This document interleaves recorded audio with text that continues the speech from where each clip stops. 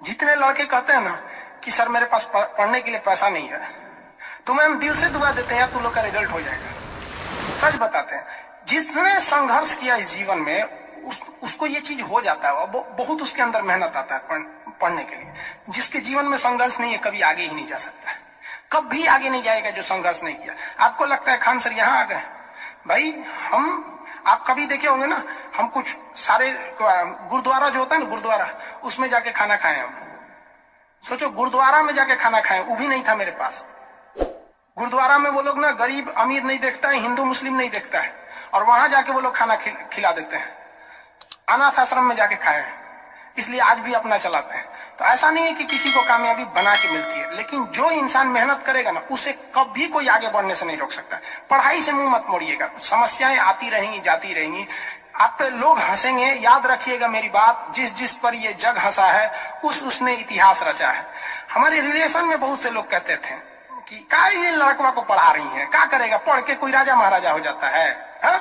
एक भेजिए कहीं काम करने के लिए, सऊदी उदी भेज दीजिए। मुस्लिम लोग तो ज्यादातर सऊदी चल जाते हैं, लेकिन मम्मी मेरी नहीं, मम्मी को पथरी था फिर भी नहीं पढ़ा। कहती नहीं बहू तुम पढ़ो ही पढ़ो।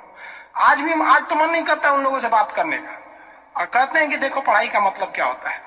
तो इसलिए हम आपको भी कहते हैं थोड़ी तकलीफ होगी बाबू, आप गरीब घर के होंगे, मेहनती घर के होंगे, थोड़ी तकलीफ होगी, शायद घर से पैसे कम आते होंगे, लॉकडाउन में और कम आते होंगे, तो आप घबराइएगा नहीं बाबू। इससे लॉकडाउन में यदि आपको तकलीफ बढ़ी है तो आप मेरी बात मानिए, आप खुश हो जाइए, बहुत ज्यादा खुश।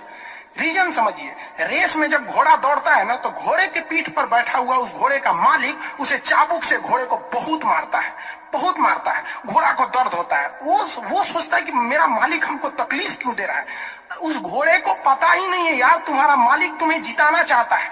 उस चाबुक के डर से वो घोड़ा दौड़ता है और लास्ट में वही घोड़ा जीत जाता है।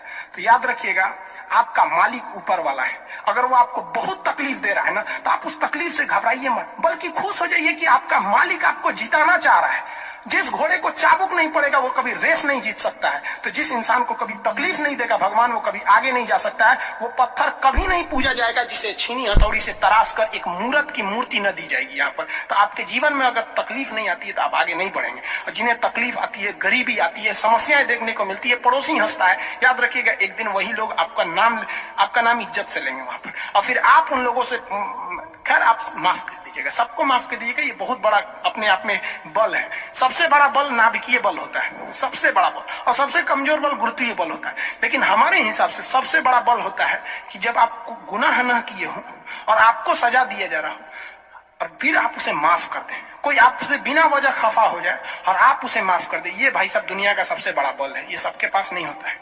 अगर ये बल आ गया ना तो फिर आप बहुत आगे जाए। इसलिए तकलीफ नहीं हो जाएगा, बहुत